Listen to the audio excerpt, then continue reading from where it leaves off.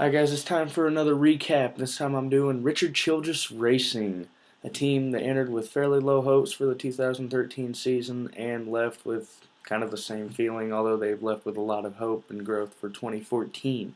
It's a team that entered last year with the 27 of Paul Menard, 29 of Kevin Harvick, and the 31 of Jeff Burton. Same lineup they'd had the year before, and they kind of had the same results as the year before, really. Paul Menard kind of started the year hot. He was in the chase for the first 5 or 6 weeks just by running consistently, average, honestly.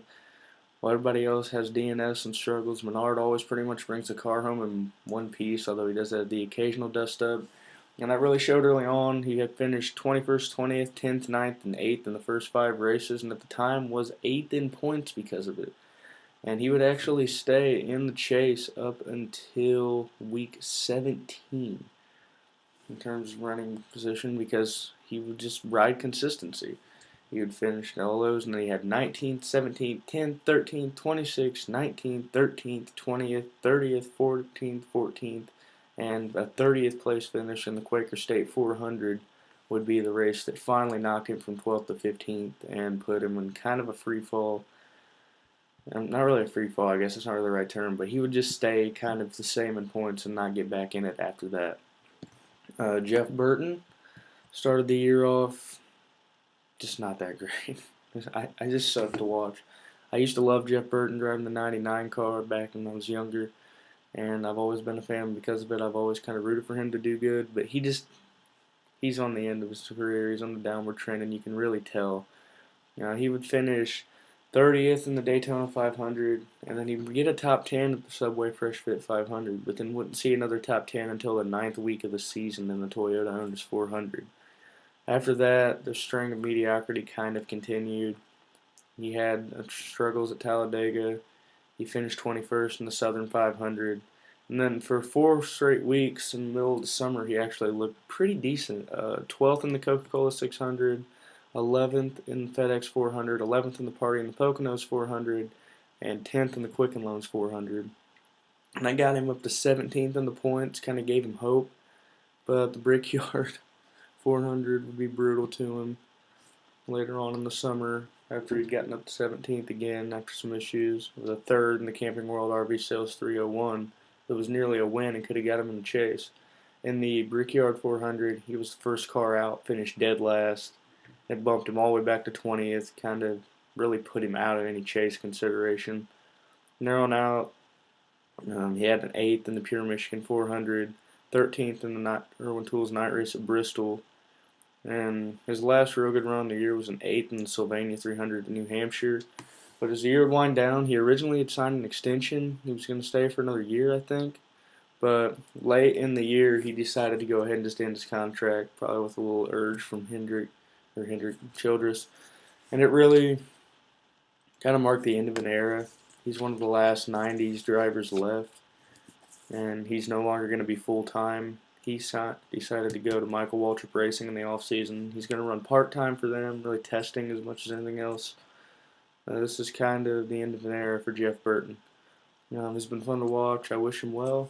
It'll be interesting to see where he goes with that. But I miss you being there all the time, Jeff. You're a great driver. Other than that, Menard, kind of finished talking about him. He had a string of really good runs at one point late in the summer. Gave him a little bit of hope. He pretty much stayed from 20th to 17th the whole year in the points once he fell out of the top 12. Finished 12th in the Brickyard. It was a big one. He finished dead last in the Coke Zero 400. That was really the one that knocked him out of any contention, dropped him all the way back to 20th. But like I said, a 12th in the Brickyard, a 6th in the Pure Michigan 400, a 4th in the Pure Michigan 400, a 6th in the Irwin Tools night race, top 5 in the Federated Auto Parts 400 late in the year. Gave him a little bit of hope. He never had it. He just didn't quite get in. He was 16th in the year, or regular season, I guess. And from there on out in the chase, he kind of struggled with inconsistency. He finished 22nd, 18th, a 7th, but then the 24th, a 4th, but then the 22nd, and end of the year with finishes of 15th, 16th, and 39th. It ended up putting him 17th in the points to end the season. Not bad, typical Paul Menard type year, but it really knocked him out. He didn't really do anything, I guess, to expand on himself. He's kind of leveled out, it seems like, as a driver at this point.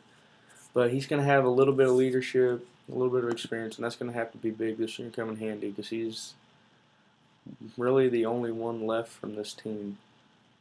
Kevin Harvick, the lame duck year as it was for him, was pretty impressive, honestly. He started out with a 42nd in Daytona. Really didn't leave people with a good taste in their mouth, but he rattled off decent finishes: 13th, 9th, 14th, 13th, 13th, 13th, and 12th. And then going into the Toyota Owners 400, he was 12th in points, but he got a big win there that bumped him into the top 10, really gave him a shot, really put him in the chase, I guess, from an early point. And after a 40th place finish at Talladega, he was able to finish 5th in the 7,500 and get another win in the Coke 600. Closer. Had 2 wins, was up to 7th in points. He was already shown he's going to have some bonus points and run well in the year. That was kind of the big clincher for him. He would run pretty consistently good all the way up until the chase. I mean, 8th, 9th, 2nd, 10th, 10th, 3rd, 7th, a 19th in the Brickyard, which kind of sucked. 17th in the GoBowling.com 400 and the 13th at the Glen, but he followed up with a 2nd at Michigan. He had issues at Bristol, but then finished 3rd in the Geico 400 a few weeks later, and that was the start of the chase for him. He was 4th. He never fell any further back than 6th in the standings, was really consistent. He finished, his lowest finish in the chase was a 20th in the Sylvania 300. And he actually won 2 races, the Hollywood Casino 400 and the Advocare 500. Man, when you're racing guys like Matt Kenseth and Jimmy Johnson run the way they did this year, it's just not enough. He finished 6th one race, 8th one race, another 6th, another 6th. Really, a 20th and a 12th were his only bad finishes in the whole chase. But Johnson and Kenseth run so well, that was enough to keep him out of it. And he actually finished 3rd in the year. Now Harvick, he's off, he's gone. He's at Stewart-Haas Racing this year driving the 4. We're going to talk about him in a preview video. But there's still hope for this RCR team. With Stewart-Haas getting Harvick and getting Busch, they had to let somebody go. The odd man out of Stewart-Haas was Ryan Newman, the Brickyard 400 winner this year. And RCR was able to play it smart and bring Newman in to go with Menard. It's kind of the veterans of the team. And also Richard Childress' grandson, finally announced, was coming up through the ranks. And he won the Nationwide Series Championship and the Mud Summer Classic this year at Eldora, the first race on dirt in 43 years. Austin Dillon's actually going to be rising up to the Cup Series this coming year. So they had some pretty good scores to make up for their losses this year. Thanks for everything from Jeff Burton. It's been fun watching Kevin Harvick. I was an Earnhardt fan, so there's always been a little bit of a special deal with Harvick in that 29. So after that Atlanta win 01. But I'm kind of glad to see him move on to bigger and better things. I think his time at RCR was kind of up. And it's good to see Austin Dillon kind of rise up this next coming year, too. So we talked about all that. Thanks for everything, Burton. Thanks to everybody who watches these. And I'll be back to talk more NASCAR later. Bye, guys.